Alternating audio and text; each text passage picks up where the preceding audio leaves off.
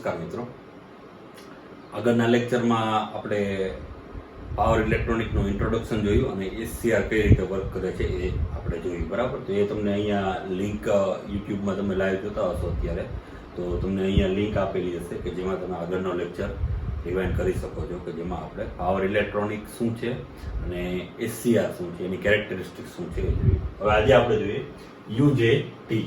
બરાબર, યુની junction transistor. યુની એટલે કે એક,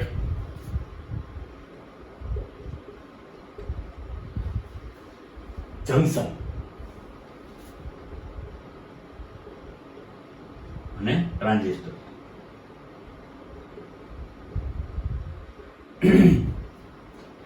હવે આમ જોવા જાવ તો યુજેટી છે એ પાવર ઇલેક્ટ્રોનિક ડિવાઇસમાં એને કન્સિડર કરવામાં આવતું નથી, કારણ કે એનું બંધારણ થોડુંક અલગ છે. બરાબર, જનરલી શું હોય છે કે જે ટ્રાન્ઝિસ્ટર આપેલા હોય છે, ટ્રાન્ઝિસ્ટર જ્યારે પણ યુઝ થાય છે તો ટ્રાન્ઝિસ્ટરમાં મિનિમમ આપણે જે આની પહેલાના લેક્ચરમાં જોયું હતું PNP transistor, NPN transistor, BJT, તો આમાં કેવું હોય છે કે 3 ટર્મિનલ અને 2 જંકશન હોય છે. બરાબર, જ્યારે આ યુજેટી એ એવા પ્રકારનું ટ્રાન્ઝિસ્ટર છે કે જેમાં જંકશન તો એક જ છે, ટર્મિનલ 3 છે. એટલા માટે એનો યુઝ છે એ રિલેક્સેશન ઓસિલેટર તરીકે મેક્સિમમ થાય છે. બરાબર, તો આ યુઝને લીધે એને પાવર ઇલેક્ટ્રોનિકમાં કન્સિડર કરવામાં આવે છે, બાકી એ પાવર ઇલેક્ટ્રોનિક ડિવાઇસમાં એને કન્સિડર કરવામાં આવતું નથી. તો આ યુની એટલે કે વન જંકશન, એક જ જંકશન છે અને એમાં 3 ટર્મિનલ છે, એટલા માટે આને યુની જંકશન ટ્રાન્ઝિસ્ટર કહેવામાં આવે છે. ટ્રાન્ઝિસ્ટર એટલા માટે કે એમાં ટર્મિનલ 3 છે. બરાબર, જંકશન 1 છે. તો આ રીતે આને યુની જંકશન ટ્રાન્ઝિસ્ટર તરીકે ઓળખવામાં આવે છે. હવે અહીંયા આપણને એનો સ્કીમેટિક ડાયાગ્રામ આપેલો છે. સ્કીમેટિક ડાયાગ્રામ શું છે તો કે એક પી અને એક એન. બરાબર, એટલે કે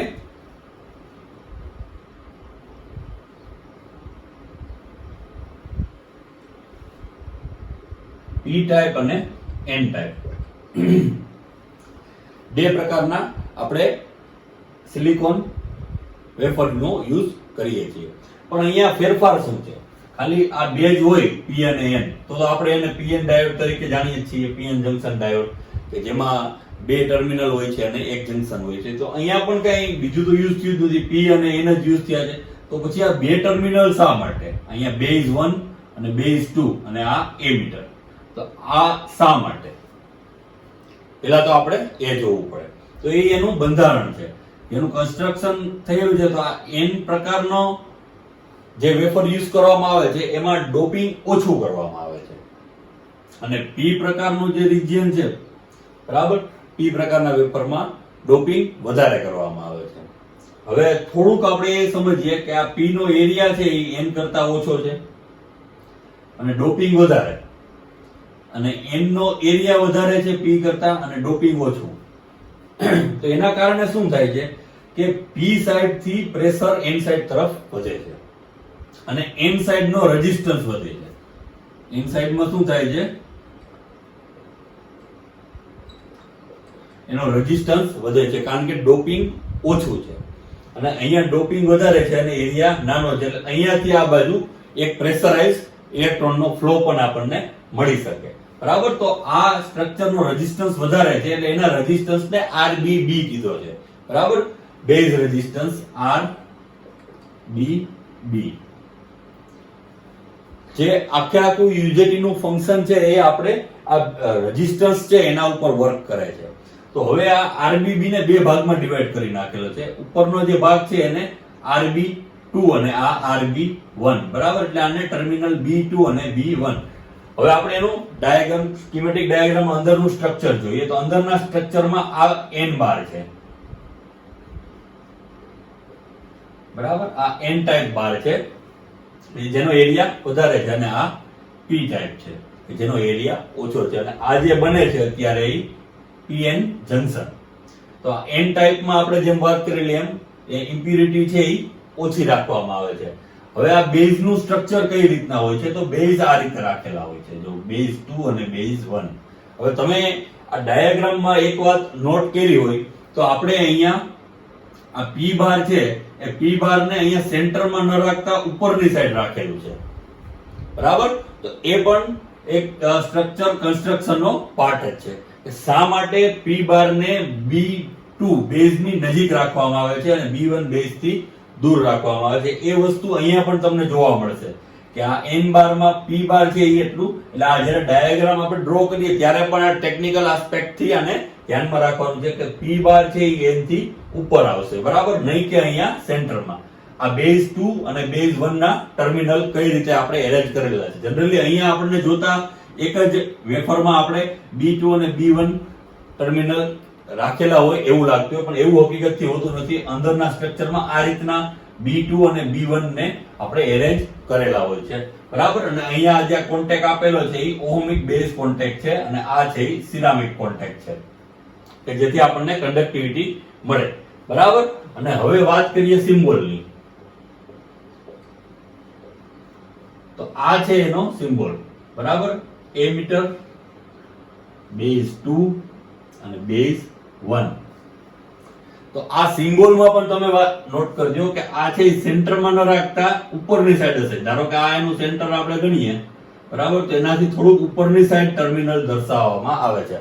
બાકી આ સિમ્બોલ ખોટો પડે, બરાબર. સાચા સિમ્બોલમાં આપણે એમીટર છે એ હંમેશા બેઝ 2 થી નજીક હશે અને બેઝ 1 થી થોડુંક દૂર હશે. એટલે આ સિમ્બોલમાં આપણને આ રીતનો અહીંયા એમીટર માંથી કરંટ છે એ એન્ટર થાય છે, આ રીતનો સિમ્બોલ છે. અને બીજી વસ્તુ કે આ લાઈન સ્ટ્રેટ છે, એટલે કન્ફ્યુઝન ના થાય કે જ્યારે આપણે BJT ની વાત કરીએ, PNP અને NPN ટ્રાન્ઝિસ્ટર, તો એમાં સ્લાઇટલી સ્લોપ હોય છે સિમ્બોલમાં, બરાબર. જ્યારે UJT નો સિમ્બોલની જ્યારે વાત થાય છે તો એમાં કોઈ પણ સ્લોપ હોતો નથી અને અહીંયા આ રીતનો એરો એમીટર માંથી હોય છે. એટલે આ ડિફરન્સ ખાસ મગજમાં આવી જાય UJT નો જ્યારે આપણે સિમ્બોલ બનાવીએ છીએ ત્યારે, બરાબર. હવે વાત આવે છે એના સ્ટ્રક્ચરની, એનો ઉપયોગ. તો UJT નો ઉપયોગ થાય છે ઓસિલેટર તરીકે, રિલેક્સેશન ઓસિલેટર. એટલે કે એમાંથી કન્ટિન્યુઅસલી ટ્રિગરિંગ સિગ્નલ મળે છે. જે આપણે આગળના લેક્ચરમાં જોયું હતું કે SCR નો આપણે યુઝ કરતા હતા, તો SCR માં ગેટ સિગ્નલને જ્યારે ટ્રિગર કરવાનું હોય છે તો એ ટ્રિગરિંગ સિગ્નલ છે એ આપણને UJT આપે છે, બરાબર. એટલે જે IG1, IG2, IG3 આપણે વાત કરતા હતા, તો એ ટ્રિગરિંગ સિગ્નલ જે સર્કિટ આપતી હોય છે એ UJT નો, એટલે કે UJT નો આઉટપુટ છે એ સિગ્નલ હોય છે અને ટાઈમ બેઝ આપણને સિગ્નલ આપે છે. એટલે એનો રિલેક્સેશન ઓસિલેટર તરીકે પણ ઉપયોગ કરવામાં આવે છે, બરાબર. તો હવે પહેલા આપણે એનું આ સ્ટ્રક્ચર જોયું હતું, બરાબર. મેઇન એનો ડાયાગ્રામ, સ્કીમેટિક ડાયાગ્રામ, અંદરનું બંધારણ કેવું છે અને એનો સિમ્બોલ કેવો છે. હવે એની વર્કિંગ સર્કિટ, ઇક્વિવેલન્ટ સર્કિટ જોઈએ. તો ઇક્વિવેલન્ટ સર્કિટમાં આપણે અહીંયા આ દર્શાવેલું છે આ ડાયોડ, બરાબર. આ એમીટર જંકશન અને આ છે એનો ડાયોડ, PN ડાયોડ. એટલે કે આ ટર્મિનલ ને, આ જંકશન ને અહીંયા દર્શાવેલું છે PN, બરાબર. અને આ જે સ્ટ્રક્ચર છે B2 અને B1 સિરામિક કોન્ટેક્ટ, એને આપણે અહીંયા અલગથી સર્કિટ તરીકે દર્શાવેલા છે, બરાબર. તો હવે આપણે આને અહીંયા કનેક્ટ કરીએ તો અહીંયા એક આપણે વેરિયેબલ રેઝિસ્ટર પણ રાખી શકીએ અને એ રીતના અહીંયા એક કેપેસિટર હોય છે.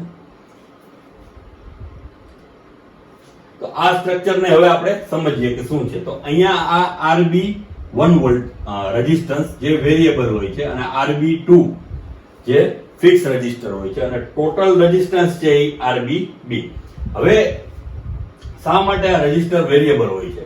તો કે જ્યારે કરંટની કિંમત, એમીટર કરંટ જે વહે છે, આ એમીટર ટર્મિનલમાંથી જે કરંટ પાસ થાય છે એની કિંમત જ્યારે વધે છે એટલે શું થાય છે કે આ કરંટ અહીંયા, કારણ કે ડોપિંગ ઓછું છે, એટલે જેમ ઇલેક્ટ્રોન ઇન્જેક્ટ થશે આ રિજનમાં, અહીંયાથી આપણે જોઈએ તો આપણને સરળતાથી સમજાઈ જશે કે જ્યારે ઇલેક્ટ્રોન વધારે ઇન્જેક્ટ થશે એટલે કે કરંટ ફ્લો થશે, તો એ કન્ડિશનમાં આની સ્પેસ વધારે છે. હવે ઇલેક્ટ્રોન જેમ ઇન્જેક્ટ થશે એમ રેઝિસ્ટન્સ છે એનો ઘટશે, એટલા માટે આ રેઝિસ્ટન્સ ઘટવા માંડશે. હવે રેઝિસ્ટન્સ જેમ ઘટશે એમ વધારે કરંટનો ફ્લો આવશે, આ રીતના કરંટનો ફ્લો વધતો જશે અને રેઝિસ્ટન્સ ઘટતો જશે. એટલે આ રીતે RB1 ને છે એ વેરિયેબલ રેઝિસ્ટર તરીકે દર્શાવેલું છે અને RB2 છે એ ફિક્સ અને ટોટલ રેઝિસ્ટન્સ છે RBB. તો હવે આપણે આ જે વોલ્ટેજ છે જંકશન વોલ્ટેજ V1 ને શું કીધું છે? Junction voltage. તો આપણે હવે વોલ્ટેજ મેળવવા છે કે આ જંકશન વોલ્ટેજ કેટલા છે, કારણ કે આની કન્ડક્ટિવિટી આપણને ક્યારે મળશે કે જ્યારે લેફ્ટ સાઈડના વોલ્ટેજ એટલે કે VEB1 વોલ્ટેજ, આ વોલ્ટેજ છે એ VBB કરતા વધારે થશે ત્યારે ડાયોડ છે એ ફોરવર્ડ બાયસ કન્ડિશનમાં આવશે. આપણે જોયું એમ PN જંકશન જેના સિમ્બોલ પ્રમાણે આ ડાયરેક્શન એટલે કે ફોરવર્ડ બાયસ કન્ડિશનમાં જ ઓન થાય. એટલે આ છે તો PN જંકશન ડાયોડ, રૂલ્સ જ લાગુ પડે. તો એમીટર થી બેઝ તરફની ડાયરેક્શન ક્યારે થશે કે એમીટર સાઈડના વોલ્ટેજ વધારે થાય તો ત્યારે UJT છે એ ઓન થશે. તો હવે UJT ને ઓન કરવા માટે આપણે આ બે વોલ્ટેજ જોવા પડશે કે આ સાઈડના જે વોલ્ટેજ છે વોલ્ટેજ ડ્રોપ, તો એ જંકશનના વોલ્ટેજને આપણે V1 કહીએ, બરાબર. તો V1 આપણે મેળવવા હોય તો આપણને કઈ રીતના મળશે તો કે વોલ્ટેજનું બેઝિક ઇક્વેશન શું છે? V is equal to IR, current into resistance. તો આના માટે કરંટ શું છે તો કે જ્યારે આ રેઝિસ્ટન્સ વધારે છે, બરાબર, એટલે કરંટ છે B2 થી B1 તરફ હંમેશા પાસ થાય છે. UJT ની અંદર કરંટ છે B2 થી B1 તરફ આ ડાયરેક્શનમાં જ કરંટ પાસ થાય છે. એટલે કે અહીંયા જે કરંટ છે IB2 કરંટ એ અહીંયાથી આમ પાસ થશે. એટલે જ્યારે આપણે V1 ની વેલ્યુ મેળવવા જઈએ તો V1 is equal to I into R. I શું થશે તો કે IB2 અને R શું છે તો કે RB1, આ રેઝિસ્ટન્સ, બરાબર, કે જેની વેલ્યુ વેરી થાય છે કરંટના આધારે, બરાબર. એટલે આપણે જંકશન V1, કારણ કે આ આપણે V1 વોલ્ટેજ છે એ આપણે આના એક્રોસના છે એટલે રેઝિસ્ટન્સ થશે RB. હવે આપણે કરંટ મેળવીએ તો કરંટનું ઇક્વેશન, નોર્મલ ઇક્વેશન શું થશે? Current I is equal to V upon R થાય. I is equal to V upon R. હવે IB2 ની જ્યારે વાત કરવામાં આવે IB2, બરાબર, તો ત્યારે V શું છે તો કે V થશે ટોટલ વોલ્ટેજ VBB, એટલે અહીંયા VBB, બરાબર, અને V upon R. R શું થશે તો કે ટોટલ રેઝિસ્ટન્સ RBB. એટલા માટે IB2 કરંટ બરાબર શું થશે તો કે VBB upon RBB, એટલે V upon R. તો હવે આપણે આ ઇક્વેશનને કંઈક આ રીતે લખી શકીએ, V1 is equal to VBB into RB, આ રીતે લખીએ, V1 is equal to VBB into RB1 upon RBB. આ રીતે આપણે એને લખી શકીએ, બરાબર.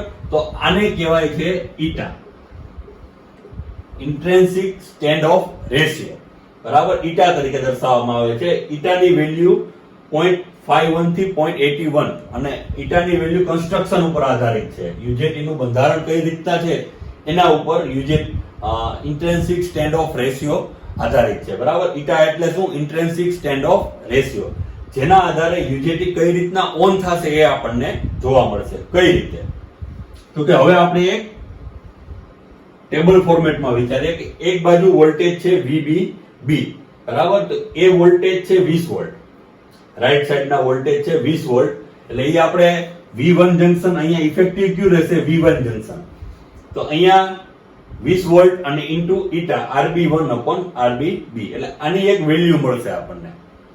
હવે આ 20 વોલ્ટ હશે અને લેફ્ટ સાઈડના વોલ્ટેજ જે VEB1 એમીટર અને બેઝ 1 ના વોલ્ટેજ છે એ 0 હશે. તો આ કન્ડિશનમાં શું થશે કે કરંટ છે એ રિવર્સ બાયસ કન્ડિશનમાં પાસ થશે, જે અહીંયા દર્શાવેલું છે IE0, કારણ કે આના વોલ્ટેજ વધારે છે એટલે કરંટ અહીંયાથી આ ડાયરેક્શનમાં પાસ થશે. આનો રેઝિસ્ટન્સ વધારે છે એટલે અહીંયાથી પાસ ન થતા અહીંયાથી કરંટ પાસ થશે.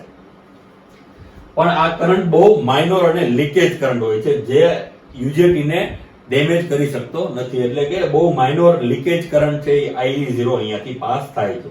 હવે આપણે શું કરીએ છીએ કે VEB1 ની વેલ્યુ વધારીએ છીએ ધીમે ધીમે, બરાબર. એટલે અહીંયા આનો સર્કિટ ડાયાગ્રામ આપેલો છે કે શરૂઆતના ફેઝમાં અહીંયાથી જ્યારે આ ઓન નથી થતું ત્યારે કેપેસિટર ચાર્જ થાય છે, બરાબર, એટલે આ ડાયરેક્શનમાં કેપેસિટર ચાર્જ થાય છે. હવે શું થશે કે જ્યારે આપણે આના વોલ્ટેજ વધારીએ છીએ VEB1 વોલ્ટેજ, એટલે VEB1 વોલ્ટેજ વધારતા વધારતા એક કન્ડિશન એવી આવશે કે VEB1 is equal to VBB.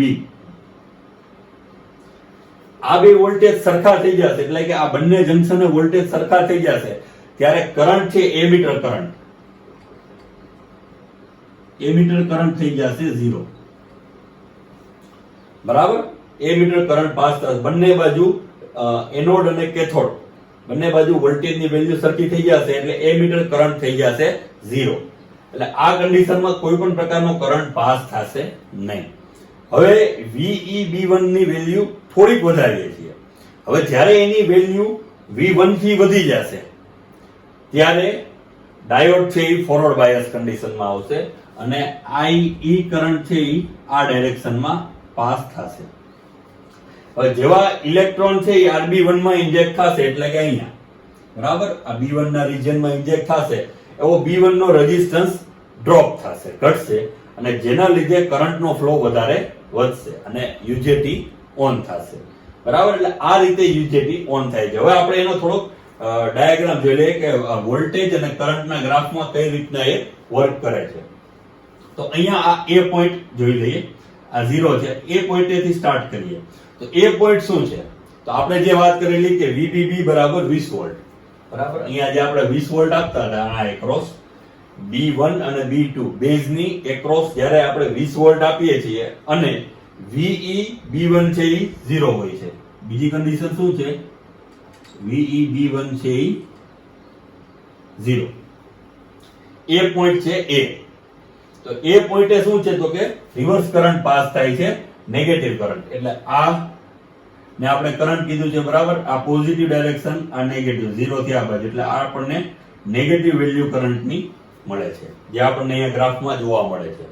ત્યાર પછીનું બીજું સ્ટેપ આપણે શું કીધું હતું કે કન્ડિશન એવી આવે છે કે VEB1 વોલ્ટેજ આપણે ધીમે ધીમે વધારીએ છીએ. તો એ કન્ડિશનમાં VEB1 અને V1 અથવા તો VBB એ સરખા થાય છે. આ V1 આ બંને સરખા થઈ જાય છે વોલ્ટેજ. તો એ કન્ડિશનમાં કરંટ છે એ 0 થઈ જાય છે.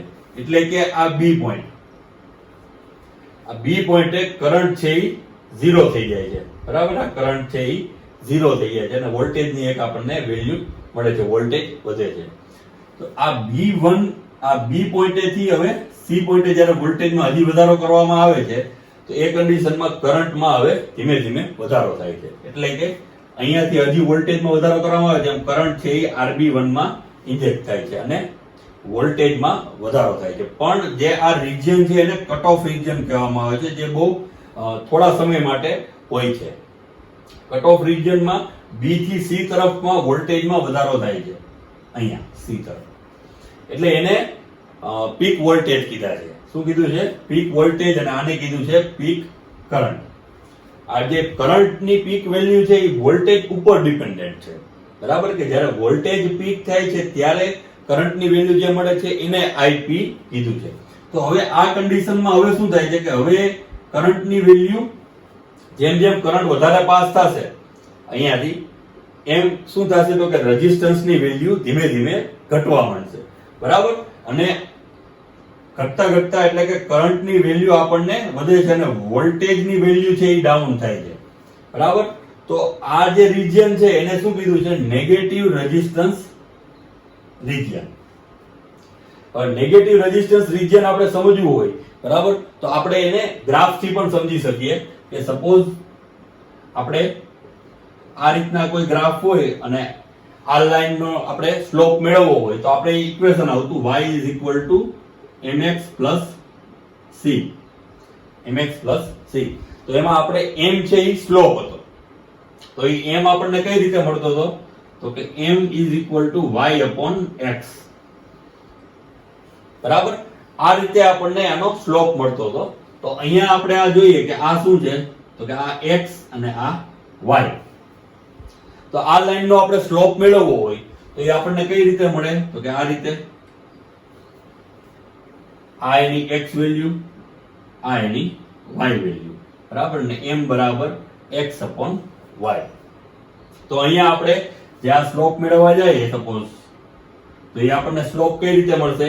તો કે આ એની I વેલ્યુ અપોન V, બરાબર? એટલે શું થશે? જો આ x અહીંયા આપણે જોઈએ તો આ x અને આ y, બરાબર? તો y બરાબર શું છે? વોલ્ટેજ, એટલે અહીંયા આપણે વોલ્ટેજ કહીએ V, અને x બરાબર શું છે? કરંટ, એટલે આને આપણે કરંટ કહીએ. તો V અપોન I એટલે શું થશે? રેઝિસ્ટન્સ. એટલે આપણને જે અહીંયા સ્લોપ મળે છે એ શું મળે છે? R. હવે આપણને R કઈ રીતે મળે? તો કે આપણને ખ્યાલ છે આ જે સ્લોપ છે એ આપણને હંમેશા નેગેટિવ m આપે, બરાબર?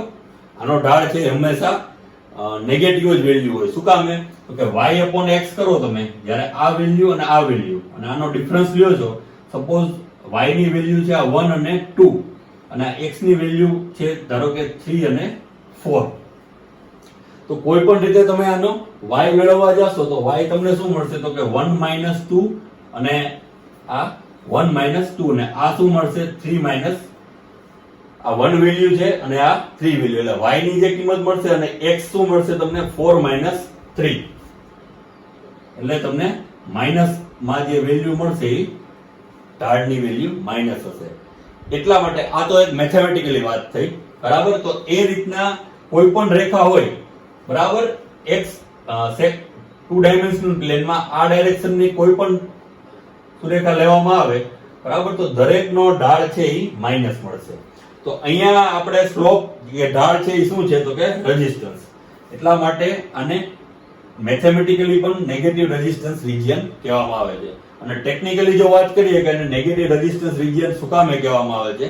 કારણ કે જ્યારે વોલ્ટેજમાં ઘટાડો થતો હોય અને કરંટમાં વધારો થતો હોય તો એ કન્ડિશનને નેગેટિવ રેઝિસ્ટન્સ રિજિયન તરીકે ઓળખવામાં આવે છે કે અહીંયા વોલ્ટેજ ઘટે છે અને કરંટમાં વધારો થાય છે.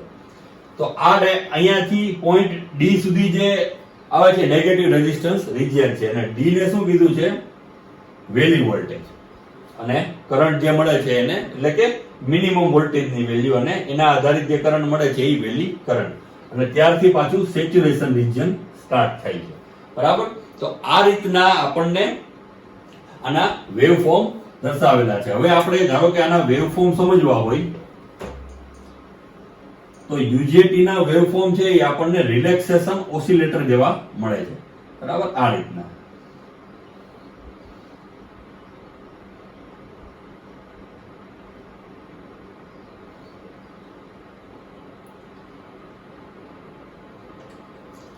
આના વેવફોર્મ છે એ આપણને આ રીતે રિલેક્સેશન ઓસિલેટર તરીકે મળે છે. તો એમાં શું થાય છે કે આ જે આપણે જોયા હતા એ જ વેવફોર્મ છે કે અહીંયા કરંટમાં વધારો ને અહીંયા ઘટાડો થાય છે. આ જે કન્ડિશન છે ઓફ કન્ડિશન, એટલે કે નેગેટિવ રેઝિસ્ટન્સ રિજિયન, બરાબર? નેગેટિવ રેઝિસ્ટન્સ રિજિયન ની અંદર UJT ઓન થાય છે, બરાબર? અહીંયા પાછો ઓફ થાય છે, અહીંયા પાછો ઓન થાય છે, બરાબર? આ ઓફ. કારણ કે જ્યારે એની વેલ્યુ વધે છે અને નેગેટિવ થાય છે, આ કન્ડિશનમાં કરંટનો ફ્લો વધે છે અને કરંટ અહીંયાથી અહીંયા પાસ થાય છે અને ફોરવર્ડ બાયસ કન્ડિશનમાં આવે છે. એટલા માટે આ સ્વે ટૂથની અંદર જ્યારે એની વેલ્યુ નેગેટિવ રેઝિસ્ટન્સ રિજિયન આવે છે ત્યારે UJT ઓન થાય છે. એટલે જ્યારે CRO ની અંદર આપણે વેવફોર્મ જોશું ત્યારે આપણને આ વેવફોર્મ આ રીતના સ્વે ટૂથ ટાઈપના બતાડશે, અને એના જ્યારે કન્ડક્શનના વેવફોર્મ આની પેરેલલમાં આવશે એમાં આ રીતના વેવફોર્મ આપણને મળશે. કે જ્યારે રિવર્સ બાયસમાં જાય છે ત્યારે UJT ઓન થાય છે. એટલે આ UJT ના ઓન ના વેવફોર્મ છે, અને આના જ્યારે વોલ્ટેજમાં વધારો થાય છે, બરાબર, ત્યારે આપણને UJT ઓફ મળે છે. જ્યારે કરંટમાં વધારો થશે ત્યારે UJT ઓન થશે, બરાબર? બાકીના કન્ડિશનમાં UJT ઓફ હોય છે. એટલે આ રીતે UJT નો ઉપયોગ રિલેક્સેશન ઓસિલેટર તરીકે મેક્સિમમ કરવામાં આવે છે, બરાબર? અને CRO ની અંદર આપણને આ રીતનો એનો ડાયાગ્રામ જોવા મળશે, જેમાં આપણે અહીંયા એક રેઝિસ્ટર વેરિયેબલ રાખવું પડે છે અને એક કેપેસિટર રાખીએ એટલે એ પ્રમાણે એનું એરેન્જમેન્ટ હોય છે. અને એના આધારે જેમ જેમ આપણે લેફ્ટ સાઈડના વોલ્ટેજ વધારતા જશું એટલે એક કન્ડિશને બંને ઇક્વલ થશે, અને પછી વોલ્ટેજ જેમ વધશે એમ કરંટ છે એ બેઝ 1 માં ઇન્જેક્ટ થશે અને RB1 ની વેલ્યુ ઘટશે, અને RB1 જેમ ઘટશે એમ કરંટ પાછો વધશે. તો આ હતું મિત્રો UJT યુની જંકશન ટ્રાન્ઝિસ્ટર, કે જે એક એવા પ્રકારનું ટ્રાન્ઝિસ્ટર છે કે જે પાવર ઇલેક્ટ્રોનિક ડિવાઇસ તો નથી પણ છતાં પણ પાવર ઇલેક્ટ્રોનિકમાં કન્સિડર કરવામાં આવે છે એના વર્સેટાલિટી અને ઉપયોગના આધારે, કે જે મેઇન તો SCR ને ટ્રિગર કરવા માટે અને રિલેક્સેશન ઓસિલેટર તરીકે, કે જે આ પ્રકારના સ્વેટુથ બનાવે છે અને જેમાં એક ખાસ પ્રકારનું ડિવાઇસ કે જેમાં 3 ટર્મિનલ હોવા છતાં એક જ જંકશન છે અને એક જ જંકશન હોવાના કારણે એને યુની જંકશન ટ્રાન્ઝિસ્ટરની કેટેગરીમાં કન્સિડર કરવામાં આવે છે. આભાર.